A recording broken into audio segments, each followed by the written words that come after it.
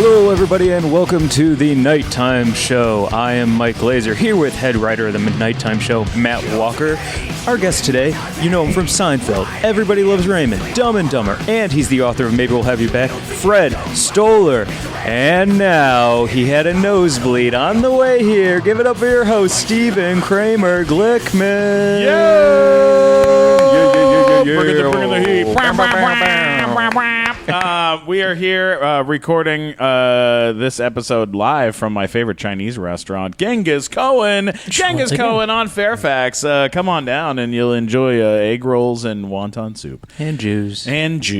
So many Jews. This is an honor and a pleasure to have you here, Fred. I'm a big fan of you. Wow. Been a big fan for a very long time. Let's put a stop to that today. Absolutely. And your credits, your work is extensive. It's an extensive collection of wonderful stuff. Do you get nosebleeds, Fred? Because this is 2 days in a row for me. You know, I get a lot of stuff, but I don't get why 2 days in a row? What's going on? I don't know. I think it's a heat thing. I think maybe a heat thing and a cold air thing. Could be brain cancer. Could be brain cancer. You might have too much blood. Check WebMD.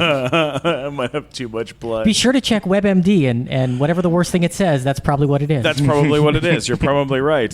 What's nerve-wracking to me is I told one of my friends yesterday who's went through medical school. I was like, I have I had a nosebleed 2 days, 2 days in a row, or a day. Yesterday was just a day. I had nosebleed today. He goes, well, did it come out of one nostril or two? I go, just one. He goes, then you're fine. Yeah, sure. I was like, oh God. Yeah. Oh shit. It could be whatever. What was it that Ratso had in Midnight Cowboy? He had to have a nosebleeds, and then he died on the bus on the way to Florida. Pretty sure that's the end of the movie. I think that's what you got. Pretty sure that's AIDS, and I'm pretty sure I don't know. Pretty sure I'm okay. But thanks for that. I appreciate it. And if you haven't seen that movie yet, you should. Should we cut that out? Yeah, no. We just ruined Midnight Cowboy for our But he audience. has a nosebleed at the end. That's the big spoiler. Look, it's been 50 years, 40 years. Yeah, if You you could don't spoil that know, one. now you know. That he has a nosebleed at the end. That's like I was in my acting class one time, and something came up about Cary Grant. I was like, oh, he was great in North by Northwest. And somebody's like, oh, I never saw the movie. And I was like, oh, it's a case of mistaken identity. People think that he killed someone, and they wind up at Mount Rushmore. Somebody's like, spoiler alert. I'm like, that movie came out 80 years ago. Yeah. Like, if you haven't seen it by now, it's too late. You can't complain about spoilers when something's been out that long. It really, that's 100% true. Yeah. That's a fact. No one is going to argue that. Yeah. Yeah.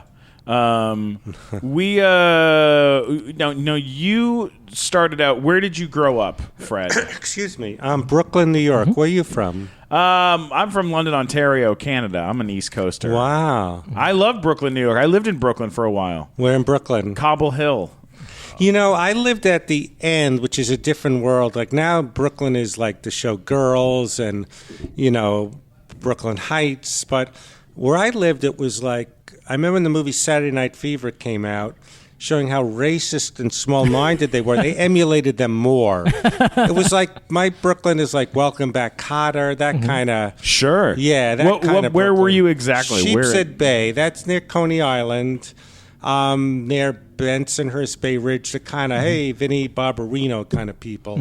So, yeah, Brooklyn wasn't as hip and cool when I grew up in it. It was kind of small-minded. Well, I think Sheepshead Bay probably still is that kind of Brooklyn. Yeah, I would love to cut together the show Girls with Requiem for a Dream. Because I believe both took place in the same neighborhood. And they're totally different. It's like it's that neighborhood is not, that's not even when I lived there, it wasn't an easy place. I mean, I lived there in 1999. Like 99 is before they cleaned up most of New York. I mean, I think we had Lion King, I think, by that point. But New York or Brooklyn? Brooklyn. Yeah, now Brooklyn, like I said, I haven't been to any of the new kind of gentrified, hipster parts of Brooklyn. Yeah. I don't go to New York a lot lately. My mother's in Florida. And, but I'm going next week. Now, when you were growing up, were there funny people in your family? No. Maybe some cousin was dry or something, but my father was almost not mute, but he didn't talk much. I used to do a joke. My father's like Dustin Hoffman in the movie Rain Man, except he's not good in math. Totally. He really didn't talk much, and he was funny in a dry way. My mother's funny, not trying to be funny, because she's ridiculous and out of her mind. And How so? well, she's gets every word wrong and is just afraid, and just she says something is mind-boggling instead of and she Sounds just like Steven. and she'll like, if someone has twins, she'll go, are they from the same wound? Like, she gave birth twice, she doesn't know the word womb, so she's utterly ridiculous. She's funny, like, well, this is funny and sad. In 2008, she got mugged by a black guy. She goes, it doesn't stop me. I'm still going to vote for Obama. That won't stop. Like McCain sent black people around to throw Jewish ladies down to not vote for Obama. I don't know. But Weird connection. Turn your ringer off, Steven. Oh, did my ringer That's what I'm go trying off? to tell you. Yes, I heard it. Oh, no. I thought you were When you got your whispering, text. like, That's what I tell was trying to tell you Fred to not do. to talk. I'm sorry. Please continue, Fred. I'm sorry. You know, I was opening for Norm Macdonald. I'm going on a tangent. Please. He's a good guy, but kind of rude. You sit at a table, and he whispers to the person right in front of you, like he thinks he's not being rude. Oh, yeah. Norm's always Like, struck about me. me. He's always struck me as somebody where, like, he doesn't necessarily understand the normal social conventions of how people tend to act. No. Have Yeah. you met him or hung out with him? I've just seen him. I've never actually met him. I've been in the same room as him, but I never met him. And it was just like he's kind of a weird guy. You just see him over there, you're like, he's bully. Oh. He's a good guy, but Yeah. it was. Let's just say I'm glad I'm not opening for him anymore. It's as crazy as you would think would be. So Brooklyn, New York. It was sad. It was like blacks were bussed in, and it was still so segregated because it just was. Yeah, I grew up in the late 60s, 70s, and again, it was. I grew up in a Jewish neighborhood, and I didn't know growing up Jews were a minority because we weren't educated, and all the Jews hated us because we weren't very observant. So they would Really? yeah, twice a year they dress up because of Rosh Hashanah and Yom Kippur, but they would make my family feel guilty, like, hey, I'm gonna shake your hand, Freddie, even though you're practicing to be a goyim, and don't hang out with Freddie, he eats comets. So everything was us against them. God. The Schwitzes, the Schwarzes, the goyim, the mechechi. So I never liked that closed-mindedness. So they hated us because we didn't go to temple. I used to work in a place called Kosher King in Coney Island, not Burger King, Kosher King. And they didn't have hamburgers, they had beef burgers. And I helped set up this one in Brooklyn College, and I didn't know kosher meant clean. And a rabbi had to inspect it with his fingers, and you couldn't use the same different sinks. And I remember, maybe this is why the Jews on my block hated me. You couldn't use the same utensils with fish and Sure. this, and I got all confused. So that day, no one ate real kosher food when I was on the grill. But the whole like separate plates thing. there had to be separate. Oh yeah, separate plates. So I mean, that's for like super Orthodox Jews. They have separate plates for milk and for meat. Yeah. Yeah. And, Wait, you and put even milk for- on a plate? But the utensils, just No, something. no. I mean, just if there milk were on a plate. milk on a plate. That's a Cheese, dairy That's a products? Buddhist thing. That's not a Jewish. But I used to see all the menorahs in the windows, and I didn't know we were a minority till I grew up and started getting punched. No. And sounds like a Kindler joke. The Jews got punched. I never ran into anti-Semitism till I worked in San Antonio, and people were screaming, "Hey, Jew, where'd you get your nose job?" Because I'm a Jew with not a big nose. That's my new one-man show. Jew with not a big nose. Oh, that's great. That's a good poster. Yes, Yeah. the Jew. without That's a why he big doesn't get nose. nosebleeds, Stephen. Yeah, just a profile. I get nosebleeds just You from. know, so Brooklyn isn't the sophisticated artsy Brooklyn I grew up in. Just they used to on the Bell Parkway dump the bodies, the mob, from Borough Heights. I forgot, but yeah, there were some neighbors that would walk their dogs and see dead bodies from the mob. Have you seen a body? I saw, not from any mob thing, just on one of my birthdays, I had a stripper with me, but didn't do anything with me. In here in L.A., and someone banged on my Tifka. We didn't hear from Tifka. And we went into a thing, and I thought she was looking at me, but she was dead. A lady above me died. Oh, no. And you were with a stripper at the time? Yes. Wow. So nothing. The stripper screamed and ran out. It's like Stand By Me, but with boobs. Yeah, with shoes. Stand by me So with why was there a shoes. stripper? There was a stripper. She was. I met some stripper at a yard sale. Don't ask. High class stripper. Yes. This is the greatest. Selling her wares at a yard sale, and somehow we had a date. It was my birthday, but there was a thud above us. I didn't know what it was, and I guess Tifka died. And then her friends were saying we haven't heard from her. So then I used to live. There used to be my second apartment. There was the landlord lived there. He goes, I can't see a body. I'm a Jewish coin. I didn't know what he was talking about, thinking he's a coin. It's a cone. Some Jewish thing can't look at dead bodies? Do you know? Really? You're shaking your head. Is Do you know that what a he's thing? talking about? I was just hoping someone would know. I'm the only non-Jew at the table. You have to Yeah, I'm a Jewish coin. Google I can't look at the body. You go in, Freddie. We proved at our live show that Steven is a bad Jew a couple weeks ago. I'm the worst Jew. We had like a Jewish quiz. And we had rabbis come up on stage and quiz us. We had and you got seven like rabbis. 1 out of 7 questions right or Yeah. something. Yeah. Jewish coin or something. I'm looking it up. A Cohen. There's Cohen. Yeah, the Cohen. A Cohen. Are you saying there's dead bodies in this Chinese restaurant? Genghis dead body. Hang on. Well, Genghis we're dead gonna. bodies? I'm gonna Google. I'm doing some Googling. You Okay. keep going. All right. So I grew up in Brooklyn. And So then, how'd you get into comedy? I know you write about this a little bit in your terrific book. Maybe we'll have you back, which everyone, by the way, should pick up and read.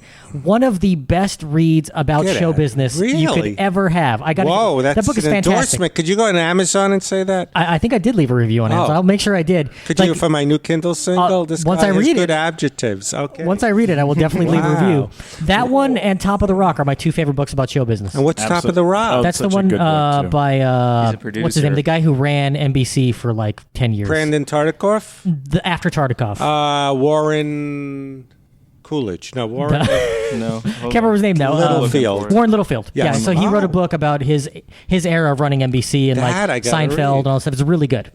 Wow. But your book is fantastic, amazing. By the way, Well, thank you. your story about Kathy Griffin, one of the best stories about show business I've ever read. But Okay, I have the we'll get to that info. later. I have the info here about the Cohens. A Cohen, all right. All right, a Cohen. A Cohen. By the way, I am a Cohen. Just And we're case in you didn't Genghis know. Cohen. And we're in Genghis Cohen. It's That's a brother the who reason makes why. cool movies. Jews have an aristocracy. Oh. An aristocracy, however, without castles, but with titles, privileges, duties, and restrictions. Unlike most aristocracies, the Jewish aristocracy does not use formal salutations such as Your Grace, My Lord, things like that. For Jews, these aristocrats are known as Kohanim. The priests who once served in the original temple of Jerusalem, they were all Cohens. So they So can't- they're not allowed to be in a room with A dead body. That's part of the thing. Also, they're known as they're it's passed down through generations that certain ones are certain people are. He This claims episode to of be Jew Talk brought to you by Hormel Thick Slice Bacon. He claimed to be that kind of Jew. So what happened was, speaking of Brooklyn, I was pathologically shy and depressed. I didn't know where I'd fit into the real world.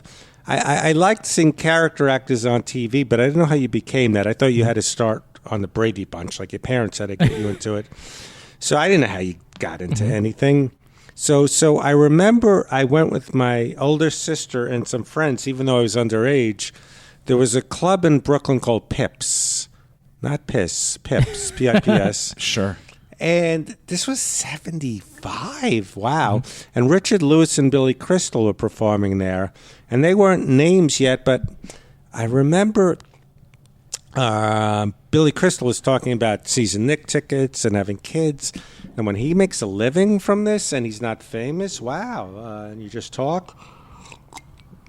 And my sister's friend, he was explaining about the improvisation, that there's a club in New York where Freddie Prinze, David Brenner started. You do your act, then you get on the Tonight Show, and then you got a sitcom. So that's how was my introduction of how you become a character actor on TV. Mm-hmm. We weren't savvy back then. We didn't have the internet, behind the scenes and Hollywood, how these things happen. So I went, so even though I'm pathologically shy, I only have to get on stage one time at this improv. Yeah. I'll get on the Tonight Show, and I pictured being on the Tonight Show going, this is only my second time doing stand-up comedy. I thought that's all you had to do. Holy shit. So I slopped together an act. I'd listen to like Richard Pryor, Jimmy Walker, Freddie Prinze albums, and it was so god-awful. I thought you had to talk about coming from a bad neighborhood. Do you remember like your first joke or like a joke that you said in your first some one? of the jokes I did was I asked this girl out. She told me I had to gain weight. I told her, every time I look at you, I do gain weight, but it's all in the same place. Speaking of blood, I thought getting a hard-on means you gained weight. Maybe that's why they didn't laugh. It made no sense. That's great. I did jokes. Our neighborhood was such a bad neighborhood. They built bars around it. It was so stupid. I did one joke, two jokes that actually... One of them, the Jews, they, what good does religion do? They want to pray, they go to the Wailing Wall. What good does that do? It's like talking to a wall. It's all bad. Oh, shit. So Wait, hang on a second. Glazer, what was your first? Do you remember like a first joke that you did when you first started? Yeah, I talked about how my parents said don't talk to strangers, but then they got me a clown for my birthday, and nothing's stranger than a clown. That's not as bad as my first jokes. Well, if it's a competition, thanks. I guess I don't know. No, like that's it's not. pretty bad. It's not. It's That's really good. That's bad. good and bad. I did bad. one that someone else has done. My impression of Ed McMahon as a baby. Goo goo gaga. Someone has done That's babies. That one, I had some that weren't as bad. Oh, shit. Yeah. Wait, Matt, what about you? Do you remember a first? Not my first one. I remember that was really early that I haven't told in 13 years. Come on. Was it was right. I started like a little bit right around the time when Siegfried and Roy had their accident with the tiger. Oh, yeah? And I said they interviewed the tiger and they asked him what it was like, and he said they're great. And I used to do that on stage. Wow. Holy Yeah. shit. That's like the Ed McMahon one. Yeah, Yeah. it's just like that. Yeah. So I'd hang out. Then I got. What were your first jokes, Steven? Well, Let's hear your embarrassing joke. all right. Well, I got one. It was I used to date a Mormon girl. Mm-hmm. It's never a good idea to date someone who already thinks you're going to hell. That was the big joke. That's that was my more sophisticated than mine, but were you older than 17? What? Were you older than 17 when you started? He was 42. I was 42 years old. No, I wasn't. I was 20 something, 25. Yeah. Plus, in my defense, they're more sophisticated because they'll watch all these, sophisticated comedians Yeah. on YouTube. So I guess if you're new, it's not going to be as... Oh, Yeah. God, you can't say retarded anymore. But my act was pretty that when I started. You can't call someone a Kansas City faggot anymore. They get really upset. I never heard that term. That's from Blazing Saddles. It's from Blazing Saddles. Oh, Yeah. He goes, "Look at these Kansas City Yeah, faggots." it's like you guys are Oh, hopping around God. like a bunch of Kansas City faggots. And I have nothing but love for the gay community, and that has nothing to do with it. But fuck you, Kansas City. But fuck you, Kansas City.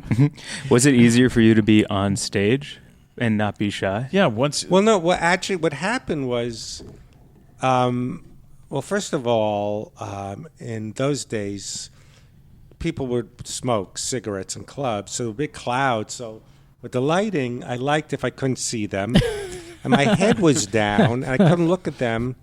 So that sort of developed my persona at first. That my head would be down, I couldn't look at the crowd. And I'd make these nooses with the mic stand. Oh my God, hilarious.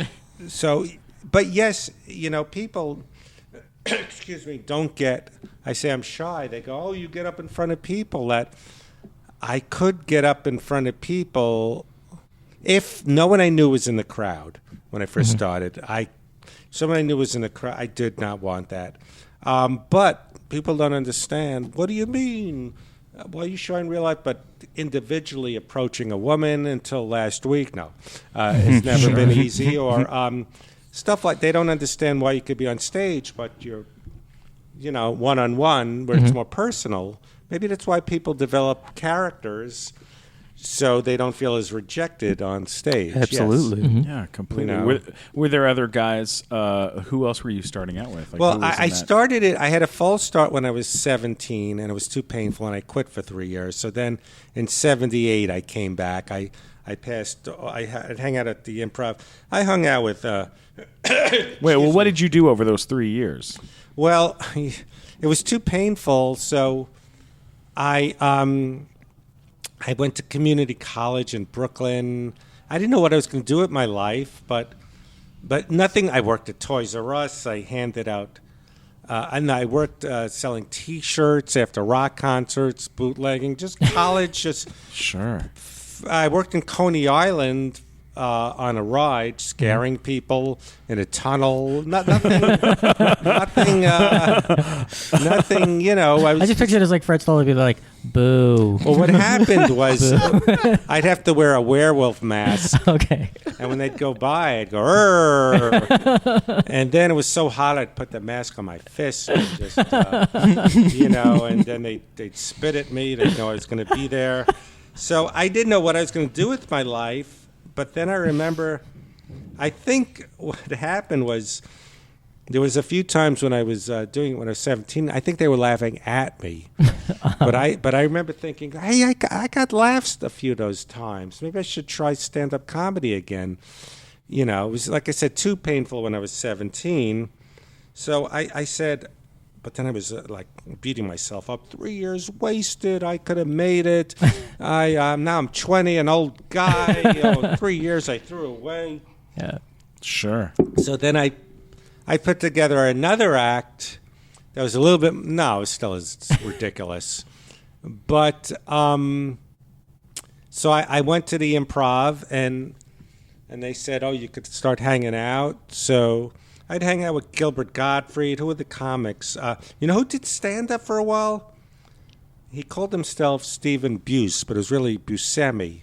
Oh, really? Steve Yes, Buscemi. Buscemi tried doing stand-up. And Wow. then he quit, but then became a performance artist. I saw him in a movie, L.A. Stories, right? That guy looks familiar. He was in one playing a performance artist with Nick Nolte. And then he really... blew up, as they say. But who else would you know? Robert Wall, Sure. Keenan Ivory Waynes. At the comic strip was Larry Miller, Jerry Seinfeld during the comedy boom. Paul Reiser, the famous story, was a guy who sadly passed away. Michael Hampton Caine had an audition for Diner, and Reiser tagged along to buy underwear, and they said, who is this guy hanging out? And he got to be in Diner, and he took off. Wow. In Long Island, there's a guy, greatest guy in the world, Rob Bartlett, and he's a sidekick on Imus. I'm going to do Imus.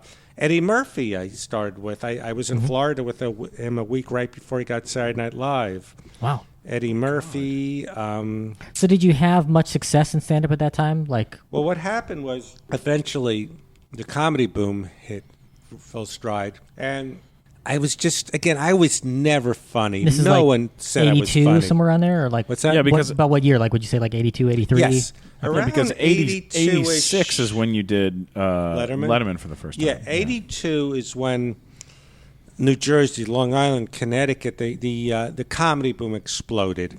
And you could make a living in New York if you were anyone. There were guys, when I say living, there were all these $50, $60 Long Island bars, New Jersey bars. If you had a car, that was the thing, because you'd have to meet at the Improv, and the guy with the car would drive the other two comics. So some of those guys were god-awful. But they had a car. But they had a car, and they got by. Yeah. And there were all these... I was in a headline, and there were guys like the late Dennis Wolfberg, John Mulrooney, that really high energy. They were good places, Rascal in New Jersey, all these places. So I was able to get by, even as a middle, just doing, I didn't live a great life, but The sad part about all this is I'm thinking like a $50 gig. Wow, who books that? Yes. How do I get a $50 gig in comedy Yes, these days? so- Hilarious. So there were all these gigs. So I developed this act, these weird non sequitur one-liners, being the weird guy. So I was never a headliner, but I was able to get by, and so all that stuff, little by little, in the comedy boom. So I stayed in L.A. and New York, thinking, I'm getting on at Catch a Rising Star. Something should happen, but I eventually had to come here in '88 to get into acting and all that. All right, so something I want to talk about real quick before we continue is sex. Having the sex. It's a positive thing. Yeah, I mean, Matt, I know you're out there. You're having the sex, right? Which is good for you. Good job, pal. And Glazer, you've been with your girlfriend for what? How many years? 8 years now, and it's like still real fun. Like we have a great time. Yeah. Dude, that's so wonderful. So it doesn't really matter if you're just starting out or with someone, or if you've been in it for a while. Sometimes you gotta spice things up. Sometimes you gotta add a little spice to it. Add a little spice to it. I mean, and if you've been fantasizing about surprising your lover with an adventurous new toy or adult film, well, then I have the offer for you. You're gonna love it. You can't resist.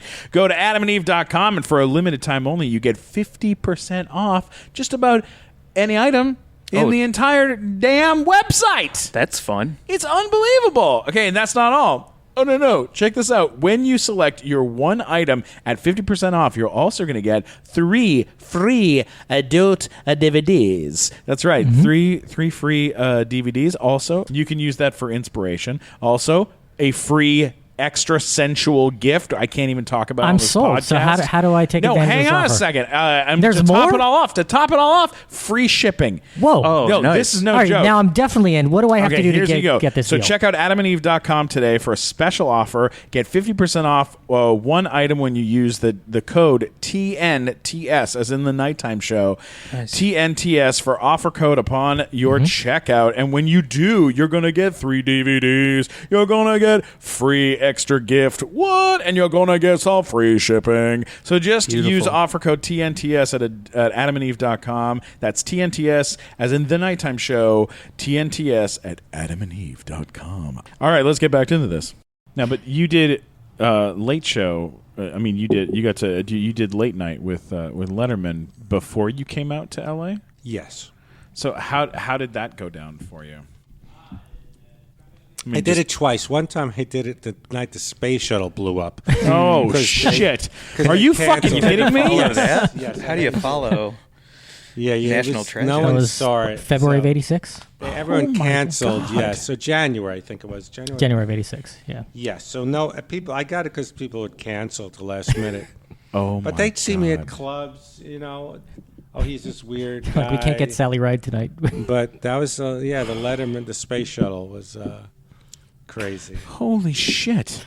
Wow. How was the room? The room, it must have been Very so morose. weird. Yeah. Oh, Yeah. my God. Letterman such a show because I don't mean to be irreverent. We're going to do a show anyway. Here's comedian Fred Stoller. Oh, God. He's like, I'm not going to tell any jokes. Like, It was funny. He went on Tom Snyder's show. Tom Snyder briefly had the 12:30 spot. Yeah. And he said the worst show he ever had to do was the night the space shuttle blew up. It'd be funny if he said it was because I was on it. Oh, my God. Are you kidding me? Yeah, it was the hardest That's show. the weirdest. I love think it so back in those much. days, he didn't cancel because it was before those scrolls with CNN and Yeah. every report. So they just did a show that day. It was God.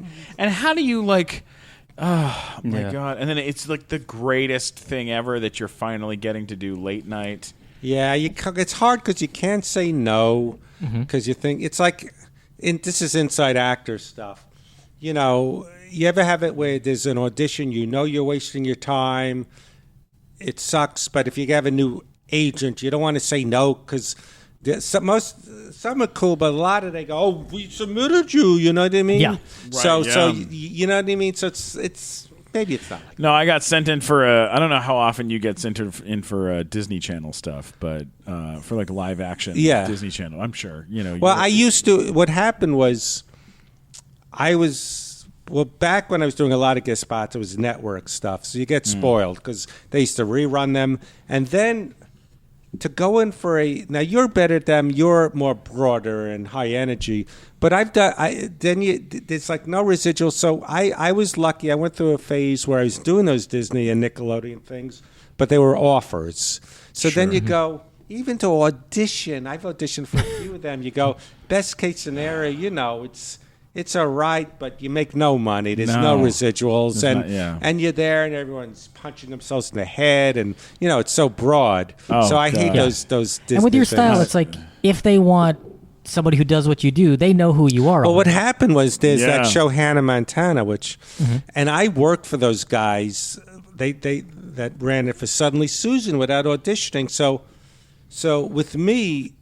And they wanted me to audition, so I go, they know what I do. So with me, when someone knows me and I've worked for them, if they want me to audition, it means they're fans, but I'm not quite right for it. They want to see it. So I'd rather wait for something that's right. So I made up this thing, because again, I didn't want to piss them off, I'm turning this down. I made up that I was out of town, and they kept calling, going, when are you coming back? Because I didn't want to, I don't know if you remember this, but...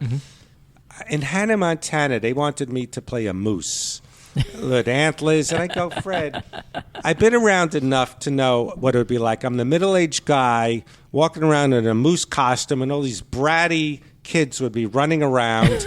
So that's too pathetic. You know what I mean? Sure. So, I get it. You know what I mean? Like usually if you're middle-aged and you're on this kids show, you're a Mr. Bill. You're a practical joke. Like you're walking around with your shirt off. You know what I mean? You're the weird teacher. Yeah. So I go, I'm You're too the butt old. of the joke. Yes, I'm too old to be the guy, the pathetic guy doing that. But I got to tell you something, and I'm sure you go through it too. Sure. Where, if it's an offer, it's great. And now we're friends with the same guy, Drake. Drake Bell. Now, I didn't know it back then. But the way I did one Drake and Josh get recognized so much that to me, as I'm older, one of the most fulfilling things to me is getting recognized to be part of someone's childhood. And if I did a few Wizards of Waverly Place, Drake and Josh, Ned's Declassified, and that to me is fulfilling. Again, when you're doing it, to have to audition for it, not so fulfilling. Right. Yeah. And if there's bratty kids on the set, but do you feel the same thing? 1,000%, yes. To me, it's the most fulfilling thing to make a kid feel so good, or a 20-year-old. Oh yeah, that goosebumps. I have the same thing, like stuff. Bob Newhart, part of my childhood, getting to know Jack Riley, meeting people from Dog Day Afternoon. But you had that too, their childhood. My favorite thing. No, that's the best. My favorite thing is going places with Steven where he needs to buy something like as an adult, like if he needs like diarrhea medication or something. We walk into like a Walgreens, and then the guy that he has to ask where it is recognizes him from Big Time Rush. It's the funniest thing. Yeah. Yes. Like, because he's like, oh, that guy I watched on TV for 5 years gets diarrhea. That's which you wouldn't think. I love that. Yeah, but that's 100% has happened with Matt in the room where I had to go buy something for hemorrhoids at one point or something, and I was like, I need this thing for hemorrhoids, and the guy goes, aren't you the guy who was on? I'm like, are you fucking kidding? Yeah. And he goes, can I take a picture with you? I go, of your hemorrhoids. Holding the hemorrhoids. Yes, then we're in. But yes, I some shows the kids are bratty. I got to say, Wizards of Waverly Place, they were so down to earth. It was really cool that I was hanging with Selena Gomez, and you see the iPhone light up, and it says Justin, and her friend is going, oh, he's playing games, don't answer him. Like, it's Justin Bieber. I'm getting all excited. So they were really cool, that show. I mean, you watch someone like Josh Sussman. You know Josh Sussman, right? Yeah. Oh, I work with him. He's a character. He's a great guy. Yeah, like that guy is I've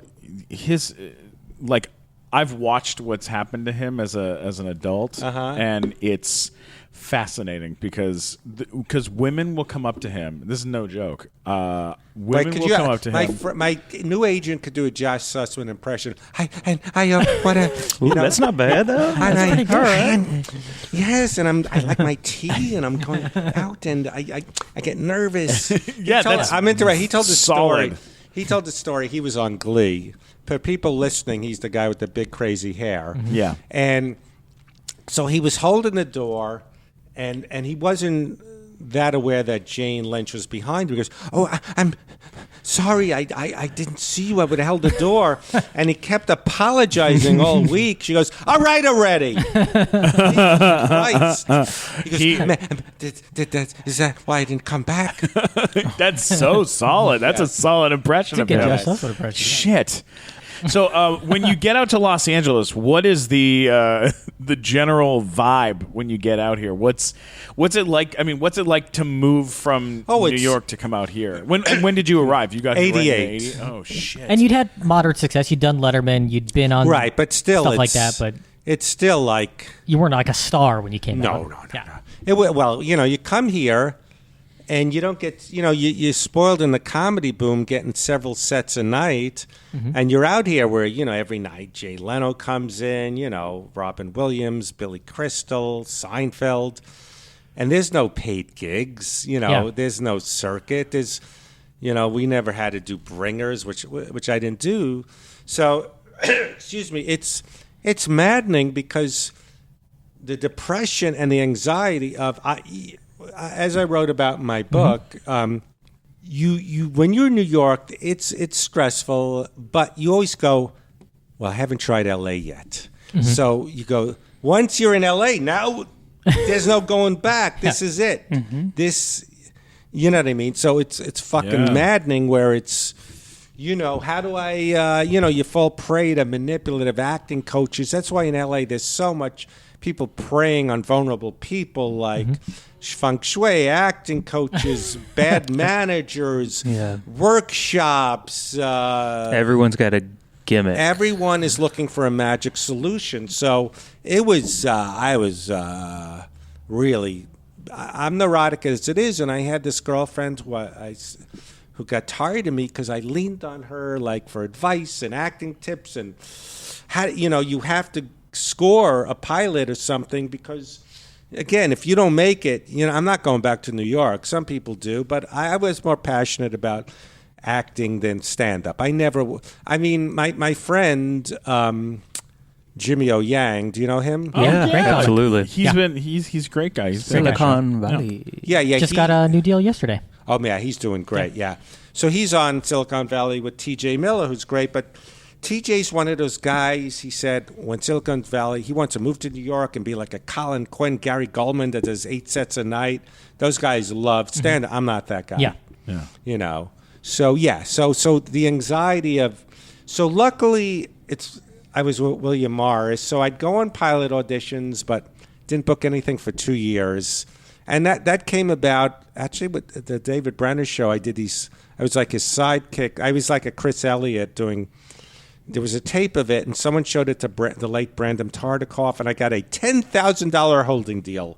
They used to have these shitty holding deals. You know what I mean? Yeah.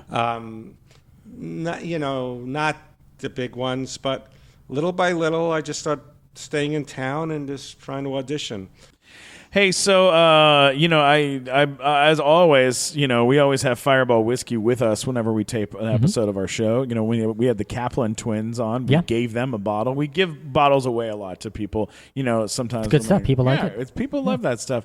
I actually have a bottle with me right here, and I'm gonna drink some of it. But if you listen when I open the top of this bottle, you can hear in the bottle. You can hear the Fireball whiskey talking, and you can't hear Fireball talking. Oh, you totally can. Hang on, let me take the lid off. Ready? Yoga, the man. I could be the man. There he is. I'm gonna be the man today. That's the We're sound. gonna have fun. That's the sound of the Fireball whiskey inside the bottle. It's like encouraging you. It does. Hey there, Fireball whiskey. Hey, man. Hey, I'm so excited. I can't wait to drink you. Man, Get rid of all this small talk. Just drink me already so I can have some fun in your All tummy, right, bro. get in my tummy. Get in my tummy. Well, make it happen. Oh, yeah, here we go. Oh yeah. Oh. How is it down there? Oh my goodness, dude! It's so cold down here. But like, dude, what the hell did you eat for lunch? Oh my god! It smells like dog shit down here, bro. Oh well, hopefully that Fireball whiskey will make things smell just a little bit better in there. I can't. I'm gonna have to hang out in your stomach for a while, and make it smell good. So keep drinking that shit, bro. Yeah, I will. I'm gonna drink a little bit more. Here we go. A little more. Yeah, we're having a party in Steven's stomach. Drown out these It's horrible awesome. choices I've made. Woo! Oh, Fireball whiskey. Fireball, it makes you feel good and it makes your stomach smell better. All right, back to the show. Wow. And then what was your first time on TV? Like, what was the first role you actually got where you got to be on TV? As an actor? Mm-hmm. Well, the first and only time I was ever a regular was my first job. It's because of Brand Tartikoff. Mm-hmm. They had a 4-episode show called Singer and Sons about a Jewish deli that only went 4 episodes. And I remember, I'm glad it was my first and worst show because the showrunner was trying to fire me. Brandon Tartikoff wanted me on it. So I don't know if you ever had this where it sometimes is a good thing when a network executive is pushing for you, but sometimes you get resentment from the showrunner because you weren't his idea. Sure. So he was trying to fucking fire me, the guy who created the show. He just did not want me there. But they resented that Brandon Tartikoff said, no, this guy stays. Yeah. So this guy used to give the craziest notes after a run-through. And one run-through, he gave me no notes. And someone who works with him goes, you're gone. I've worked with him. When there are no notes, he fires you.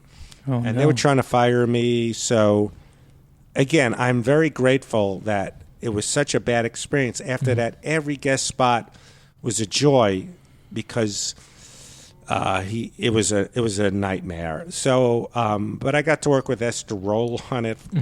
It's funny. The older I get, the more I use the expression "the late." The late Harold Gould started. The late David Brenner. The late Esther Roll. So no, wait, real quick. It says on IMDb that your first credit is something different. I just want to double check with you. Oh, is that Big Man? Yes. Yeah. Okay. Now, so that was basically we're going to read the plot of this. All right. This is okay, this. All right. This I'll tell you Here why I don't count this. Well, no, but were you? So what? Okay, what this was a movie that was never released, where they had a montage of different people going, "Oh, I saw the monster over there," at like college students. All right, here we go. So it was just me going, "Yeah, it looked over there," and I pointed. All right, here we go.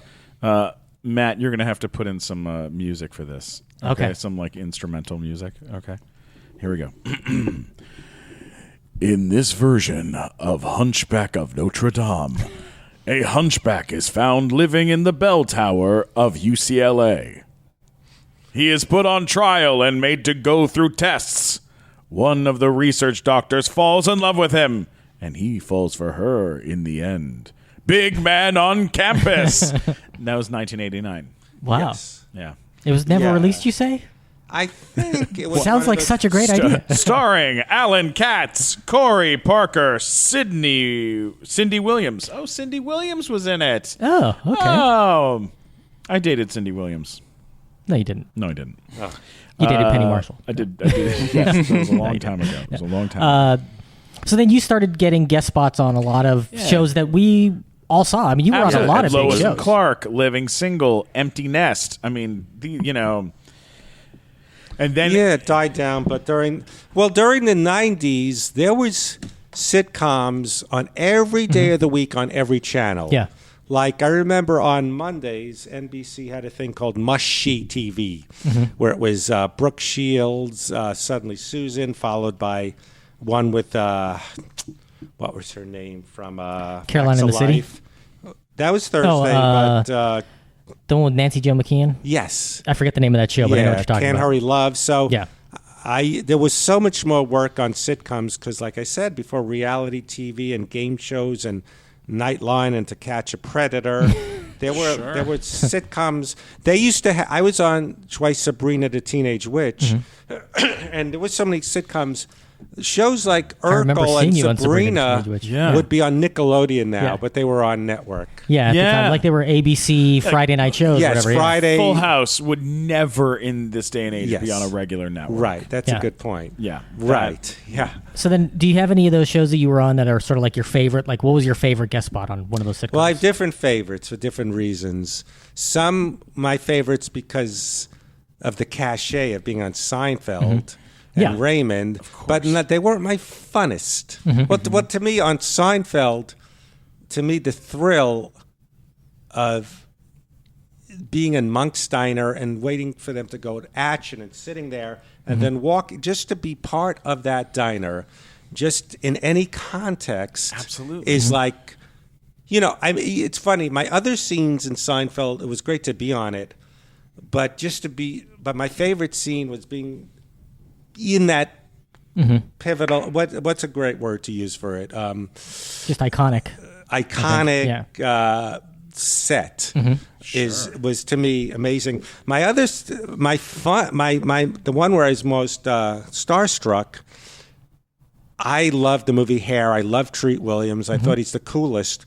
So I was on a show no one ever heard of, and just palling around with Treat Williams, a show called Good Advice, and Norm Macdonald is crazy. I had crazy fun working with him on the Norm show because we'd play tennis and hang out with Artie Lang, and he's just such a nut. So, So now, before you were on Seinfeld, you were a writer for one season. Yes. On there, which is sort of what led to me reading your other books, because you wrote a Kindle single about that called My Seinfeld Year. Right. And then that got sort of enveloped into the book that is Maybe We'll Have You Back. But your stories about Seinfeld. And the best showbiz thing next to Warren Littlefield. Yes. Just want to say. Really? Best but showbiz it's a Matt. book. You should read that book. I'm telling you. I absolutely love it. I love all showbiz books. That's why we'll get to I wrote my other Kindle single. So when you were a writer for Seinfeld, how did that come about? Why don't you just tell us a little about that? What happened was, I knew him in the 80s. And as a matter of fact, I was there. He didn't say it to me, but he goes, let's see who could go the longest without masturbating, but you got to be honest.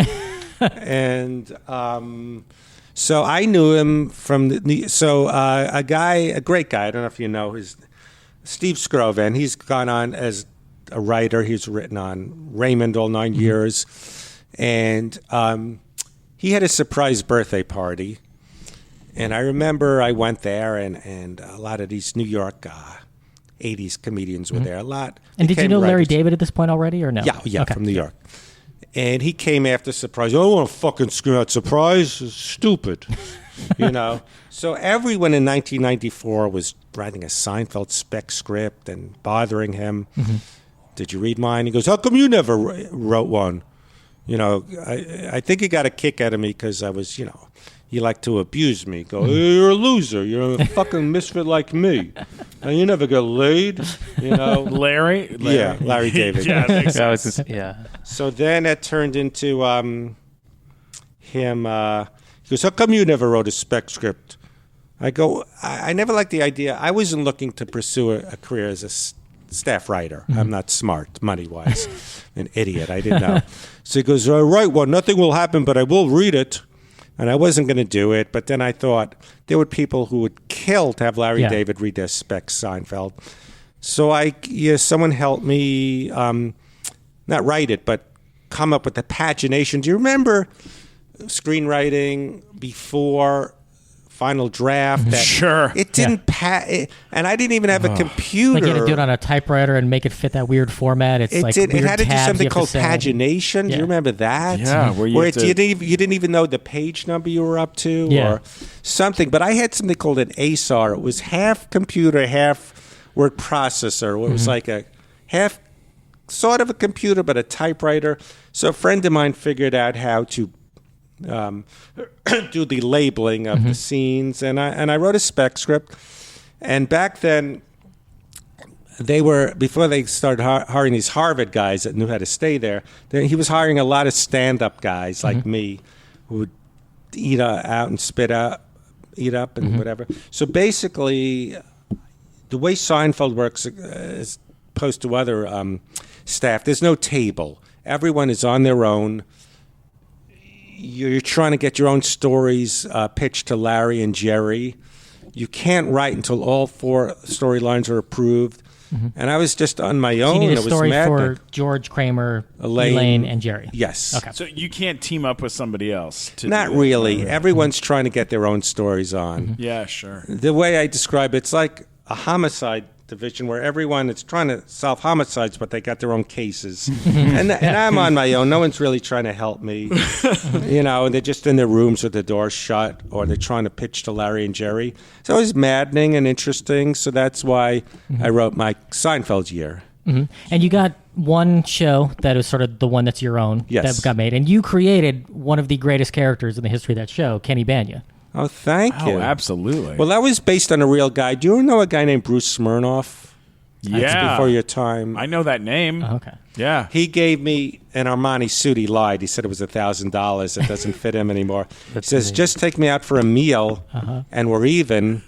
So we go to Jerry's Deli. He just had soup. He said, I'm going to save the meal. And then he kept bothering me. He wanted a better meal. So that became my Jerry story. Amazing. Does soup count as a meal? Which, by the way, my new Kindle single, something similar happened with that. Really? Should I go into that? Yes, Oh, please. Yeah, Yeah. please. So I have a new Kindle single, and I'm only looking because they did the subtitle, but it's called 5 Minutes to Kill. It's about the 1989 HBO Young Comedian special I was on. You like showbiz stories, so this had such a diversity of trajectory of careers and lives to 6 comics. Now, a lot of young people, how old are you? Right now? Yeah. Oh, you're not young enough where you feel funny saying your age. No. Okay. How old are Well, you? how old are you, Mike Glazer, Glazer? how All right, old are you? I'm going to be 30 in a year. Okay, you're a young guy, and that's right. young. But a lot No, of it's young not. people don't remember that HBO used to have these young comedian specials. They were great. That were launching pads. This is before. This is even before Hulu, Netflix. This is before Comedy Central. Yeah. This is the 80s, no 70s, 80s, and a little bit of the 90s. Was 89 after the Rodney Dangerfield Yes. 3 that they did? Okay. Those were real big ones. Yeah. So these young comedian specials, they launched Kennison, Dice, Dice, Roseanne, Seinfeld, Roseanne, Louis Anderson, everyone. Yeah. Saget. Larry Miller. Was I he one of those? don't know. Did Larry Miller do He was one? on one of those specials in like Stephen 82 or Wright. something. Yeah. So these young comedian specials were really big. And I did one in 89, the 13th annual one. Excuse me. So I always found it was interesting what happened to everyone. Two of them made it big. Rob Schneider and David Spade made it from the special. Is that went from that to do an SNL? Yes. Yeah. Right, and then it was hosted by Dennis Miller. Yeah. So there were other people on it who, again, I decided to, excuse me, to try to interview wives, widows, managers, club owners, of all the people on it, like what happened to all 6 of us after our quote-unquote So big who were break. the other 4? Or the other 3 besides you, Rob Schneider, and David Spade? Who were the other 3? Okay. Drake Sather, who you probably never heard of. Warren Thomas, who you never heard of. Jan Karam, who you may have heard of. Oh, okay. Yeah, Jan Karam. Yeah. Yeah. So basically... She also was on Seinfeld. Yes. Yeah. So when I interviewed Rob Schneider, he said something. He goes, the interesting stories are the ones you never heard of. So you know what it's like? Do you guys follow sports? Yeah. Sure. I make it in... Not at all. Not at Here's, all. here's maybe a Steven funny said sure. story. I was like, I'm a lying second. I'm explaining the story to someone. He goes, yes, water. Sure. Yeah. I'll get your water. Okay. Hey, Robbie, go get him some water. Well, thank you so much. Coffee. Thanks, Robbie. Robbie walked in. He'll be on our next You episode. sexy bastard. Yes. So basically, it's like those 30 by 30s. Like what happened to the Wildcats, the Yeah. Big Five. Jalen Rose and Chris Webber made it big, but one of them, and I'm just throwing out Yeah. examples, got shot. One's just a high school coach. Yeah. One guy, he goes, I'm a high school coach. I went, okay, sorry. That's a good thing. No, he's the happy one. Yeah. No. So it's sort of like analogous to the like these are the hopeful six. Yeah, because of those 6 comics, you have 2 who became, I'd say, pretty big name stars: David Spade and Rob Schneider. 2 people who have a very successful long-running career, you and Jen Karam, and 2 people who sort of were never really heard from. Yes, and I don't want to give away why you never heard from them, but it's very. But Jen has her. She would argue she's not successful, but she's had a lot of drama and like the triumph and the tragedy of that. Well, I'm lucky. special. I've worked with 2 of the people from that special, with Fred Stoller and with Jan Karam. Wow. Done shows with 2 of them. Well, now I want to read it. Where can people get it? They could get it on. It's only $1.99, like my Seinfeld year. It's these Kindle singles, and you just a lot of people go, I don't have a Kindle. You could do it on your download phone. it on your phone, your laptop, your desktop, your iPad. Yeah. And so it's. Do you feel like you're going to write the rest of the? Is there going to be a book that this is going to fit into at some point, or like? What do you mean? Like Sort of like your last one, how you the took last one, Seinfeld you year took the Seinfeld year and then you put it into. I haven't thought of that yet. This story is more. It stands on its own, but there could be a follow up. There could be stuff. So what happened was. I was trying to. I'm not as good as you tracking. I tried doing a podcast. I hate bothering people or tracking them down, so I stopped. You're good at it, you know. Excuse me. So I was tracking down people, trying to get all these interviews, and there's one guy. I won't say who, but I interviewed him, and he was like Kenny Banya, where he said, "Let's go to Nohu in Malibu." So he goes, "I'll take it easy," and he just got appetizer. It was $70. Jesus So then he goes, "Hey, I just thought of some other stories. Meet me at Waffle." So I pay for his eggs and waffles. So he's like milking this, like holding back stories. Oh my God! He's like, it's like when a detective on one of those shows is like goes to the drug dealer, like, hey, Yes. we need some information. He's like, oh, well, if you give me $100, I'll give you some. So info. And then they give him then- $100. He's like, well, if you want to know the real story, you gotta Right. pay me another $100. So then he did something where he texted someone who texted Rob Schneider, said, "I'll talk to Freddie." So Rob Schneider, great guy. I met him at, what is that? Where did we work with Felipe? I blocked The out. Brea Improv. Not Brea. There's maybe you weren't. Because we did Brea together with Felipe Esparza. It was the night of Clayton Kershaw's no-hitter. There's another improv that looks just like Brea. What's the other one that's off the Ontario? Ontario. And excuse me. What the hell was I saying? Oh yeah. So he goes, "I set you up with Rob Schneider. Now I want a real meal at Nobu." What the fuck is that about? Fucking- I go, "You're just like Banya." He goes, "Hey, you benefited. I want to benefit." So it was. That's not There's cool. almost a book. There's almost a book about me trying that guy, about trying to get the internet. trying to get this book about all the people. Some were nice, some yelled at me, some wouldn't do it, some paid for my meals. Oh, Robbie's brought. Thank you. Water boy Robbie. Oh, Thank you so much. wow. Thank Thanks, Robbie. Robbie bought a big jug of water. Less coughing. Robbie, you are a jug of water. That's what you are. Juggalo. Yes. Yeah, so basically, it was fun interviewing people. I made some new friends. Some I was friends for a while with, but then they kept demanding more food. Jesus Christ. So what's your writing process like? When you how did you decide to write this Kindle single? What happened was, I always liked the idea of, it was the 13th annual Young Comedian Special, and because of things that happened, I thought, oh, is it cursed because it's 13th? Like some bad things happened to some of the people. And I liked the story, but I wasn't sure. But then I had success with my Seinfeld year, and I was trying to think of other things I thought this could be a documentary, but I don't know how to bug. I'm not a filmmaker like you, where you know how to do shots, and then I've tried doing films and documentaries, and you end up arguing with the DP. He wants to do it differently, and so then I said maybe, and I pitched this to Amazon. I wrote the thing. They said, "Oh, we like this a lot." So then I said, okay, all I have to do is I was like a detective, bugging people, interviews. Some people, I wasn't looking for dirt on David Spade. The pathology is the guys you never heard of. So some people are very protective. I'm not giving up Spade. You know, I go, no, I just want to talk. All the stories about Spade are already out there. Well, yes, and he's the contrast. Yeah. Him and Schneider are the good life, the opulence. You know, and I think it would make a great documentary. Absolutely. I think they would totally go for it. I just watched a documentary on Netflix called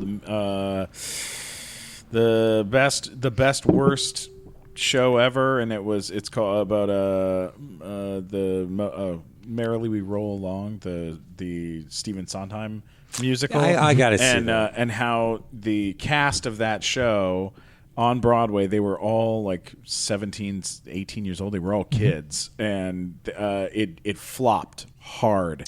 And one actor in the ensemble was Jason Alexander. Oh, wow. And then Incredible. years and years and years later, it became the show that was the cheapest for high schools to put on. Wow. So it got this massive like cult following, and so they decided to remount it on Broadway with the original cast, and Jason came back. And it was all about, and like Hal Prince, the director, and Sondheim never spoke again after it flopped, and so the two of them came back together and are currently working together again. And it was all about, but it was interesting because it was only one person that had become very, very successful from this cast. Well, maybe this will lead to I it. think it's the same kind of vibe. People like that. They like Yeah. Well, knowing. hopefully they'll like this Kindle single. It's only Absolutely. I like it. It's $1.99. I don't feel guilty. Like, hey, you spent too much money. When I used to headline, I used to feel sorry for the people waiting online to see me headline, like I'm their weekend. Oh God, no you're confidence. So funny. But It's like I always wish that I have the confidence in stand-up of like a 6-weekend open micer who thinks that they're a genius. Like I'm like, yes. I wish I had that feeling on stage. well, ever. I was the guy that did okay. Was asking people to reassure me I didn't bomb. When there'd be the opposite, there'd be guys that bombed that I killed. Yeah. I wish I could be those guys. Were you aware that you were growing this persona as you were doing it, and that you were going to carve out a very specific, like, people were asking for you because of what you're able to bring You mean into in acting? I think you could even say there's a Fred Stoller type. Yeah. I've I would auditioned say for those and absolutely. not gotten them. I auditioned God, for a hilarious. voiceover. It says, example, Fred Stoller, not gotten it. But with stand-up, Shit. I did this. My act was very specific, but then I grew out of it, and I was doing an imitation of myself, and it didn't feel natural. A lot of people say, oh, you watered down your act, used to be more weird. But it didn't feel right anymore. I wasn't as depressed with my head down and, and that weird stuff. There's a lot of stand-ups that do a character. I would say names. I'll tell you later. Well, even, I mean, look, even But it seems so contrived, like I'm a weird guy where it's too in your face. Where there's, you know what I mean, where it's like, I'm not buying it. But so I didn't want to be that guy.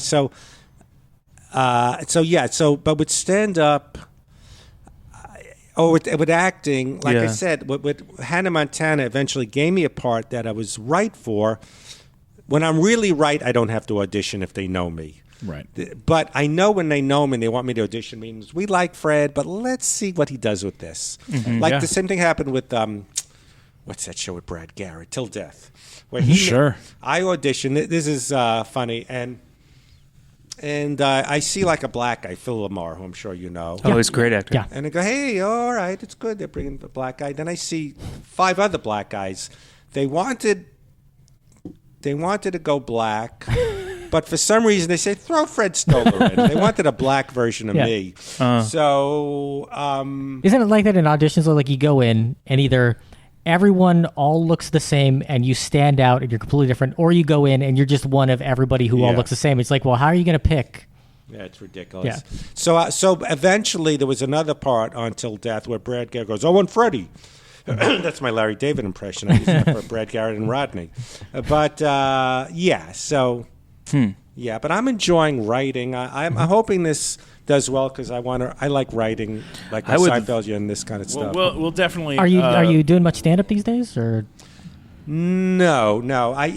You can't really dabble. I saw you, Stephen, and you got to hang out. And it was funny because I want to go on the big podcast, Joe Rogan, but I learned Joe Rogan has no idea who I am because there was a night at the store where you were hanging out back there, and it was like Speedweed night.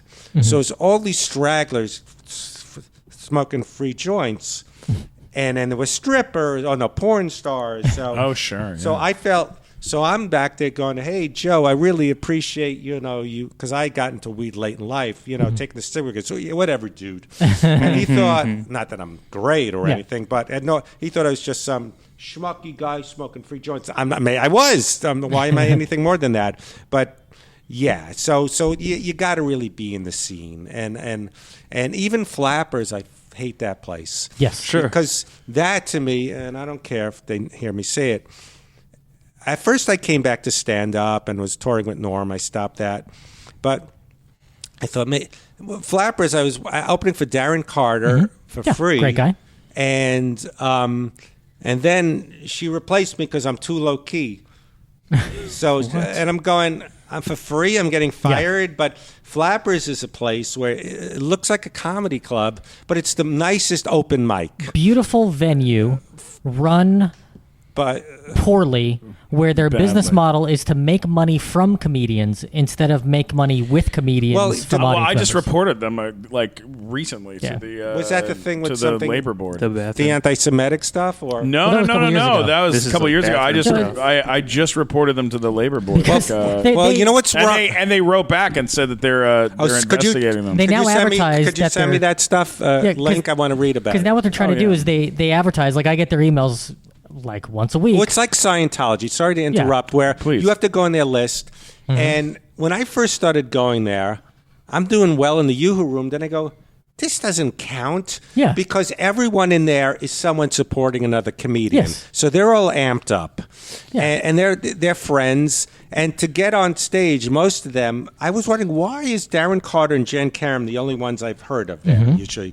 It's usually people you have to take their class, or you have to bring 5 people. For every person, you get 2 more minutes. Yep. It's gross. The California Department of Industrial Relations that protects the well-being of 18 million wage earners and helps employ and comply with state labor laws, the DIR. Because what happened was... I reached out to them. About what was your complaint? Okay, so Flapper sends out emails like once a week with all their stuff, and one of the things they constantly are pushing for, they're always looking for interns and other people who are employees, and they basically say, you're going to come in, you're going to do office work, and we're going to compensate you with stage time. Oh my which God. is not legal. You can't have people work in your office and pay them with stage time. This is verbatim. Want stage time this weekend? We need callers. Come in and call guests to offer them tickets to see shows this weekend. Get 5 minutes on one of the weekend shows. 1 4-hour shift of calling equals 5 minutes. So if you come in and do 4 hours of work That's from in their office, Flappers. then they'll give you 5 minutes on stage. That's what they're advertising, and that's why I have a problem with that. No, I was going there, and then when I got fired. This is a funny thing. Not fired, but they brought in some guy. Maybe you know who he is, and he goes, "I'm here." He announces it like, "I'm here to praise Fred because he's too low key," and like the Batmobile. We got an emergency. So it's funny. Her looking through the Rolodex. Nice guy. But who can make up for Fred is this guy, Greg Hahn, who pours beer on his head, flaps on the stage like a fish, punches his head. So it's like, who on... that is the opposite of Fred. Yes, again, if you want to, don't sue, I'm exaggerating. He's a great guy. He's going to go, I don't punch myself in the head.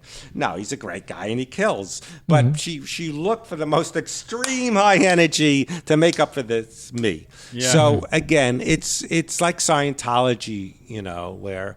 Oh, and I don't know what got me started with that, but it's okay. We're a non-flappers podcast. Everybody knows. Screw that club. I'm surprised I'm not banned by them yet because of all the stuff I talk about them all the time. But I really like Barbara. She was very sweet to me, but it just felt yucky. Yeah. And look, you know what? When I was first starting, they have.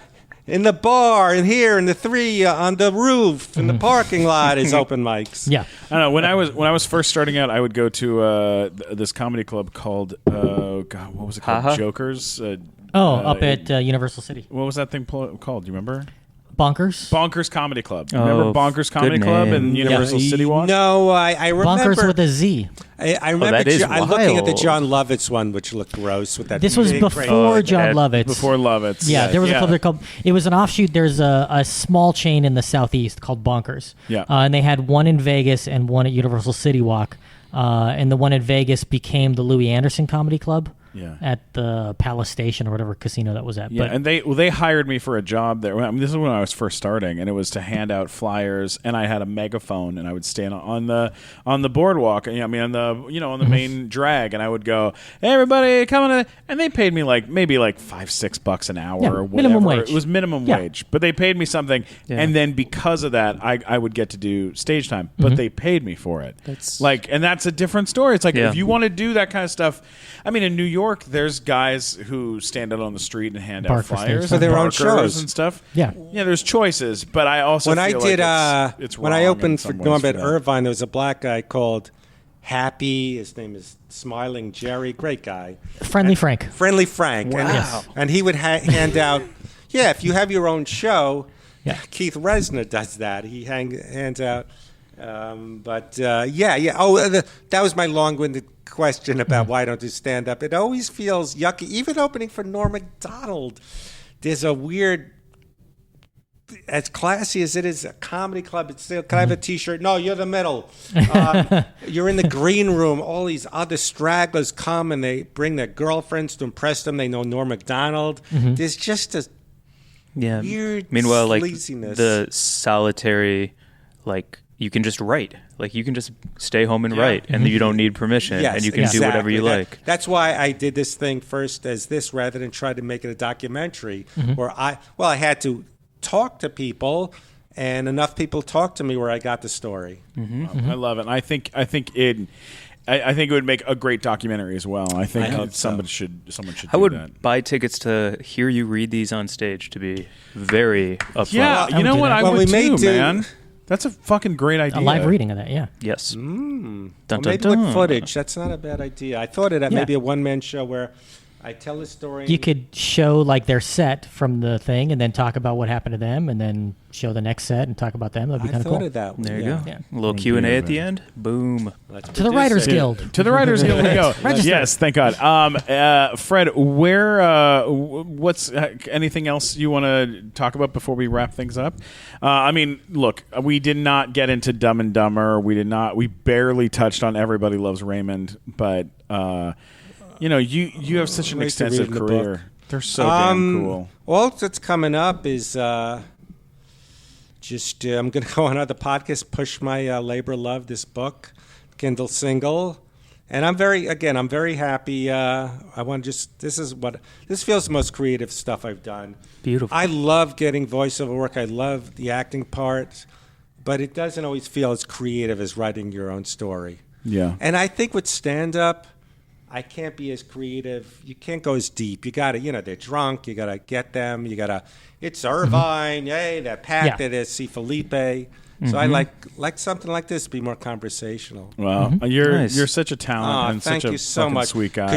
Could you text me that Flappers? I thing? will, That ad? absolutely I will. That is classic. You better believe Where it. it's like, where you get 5 minutes for every call. 5 minutes for 4 hours of work. Unbelievable. That made What a coming here deal. worth it. I can't wait to get So that. good. Send me that. You get So the light good. at 2. Yeah. Maybe So you can end early. Yeah. All right, Glazer, where can people find you on the internet? Oh, geez, Louise. I'm on BuzzFeed Hi Guys. I just met a monkey, and that's a really good video. I didn't meet you before, have I? I don't know. There's I don't another believe so. guy. No, you're not him. You would have No. said you know me. Yeah. Who was trying to get Bonnie someone to blow him. Oh, no, that wasn't. Well, that might have been me. Okay. Yeah. No, but it wasn't. Hang on. Glazer, what's your Twitter? What's your Twitter handle? At Glazer Boo Hoo Hoo. I just broke 13K thanks to a glorious tweet about cum. So feel free to follow Well, me. besides cum, can you there. tweet my Kindle single? Absolutely, I'd love Absolutely, to. we'll all tweet it and we'll tag the we'll all tag do it in our post for good, sure good, about good. the Absolutely. episode. And I made a sale. He bought it. Matt, what about you? Where can people find you? You can find all my links, everything I'm doing at funnymatt.com, or if you were annoyed by anything I had to say, please let me know at mattwalkersucks.com. And they do. Yes. And they do. And Fred, where can people find you if they want to check you out on the internet? I have a Facebook that has 5,000, but there's a Facebook fan someone started thing, and Twitter Fred_Stoller. I love it. Oh, that's wonderful. You can always get me at Stephen Glickman, STPHEN Glickman on Twitter, Instagram, and YouTube. Yes, Mike? Nighttime show? Oh, yes. And, of course, the nighttime show, the live late-night show version of this podcast is at the Hollywood Improv. Of course, everyone knows it is May 27th at the Hollywood Improv. With Helen Hong. Helen Hong, Maz Jabrani, lots of other wonderful, wonderful people. From being Superior added. Donuts. Yep. And it is going to be a big, big night. It's Memorial Day weekend, and we're giving away 100 shots of Fireball whiskey throughout the night, as well as lots of other amazing prizes and magical stuff. So stay tuned for that, guys. Again, don't forget to subscribe to the Nighttime Show podcast Leave us comments. and leave us comments and Rate the show. Yeah, tell your friends, for Christ's sake. All right? Please do. All right, we love you guys so much. Thanks for Thank you so checking much, it Fred. out, and thanks so much for coming. Peace. Destined to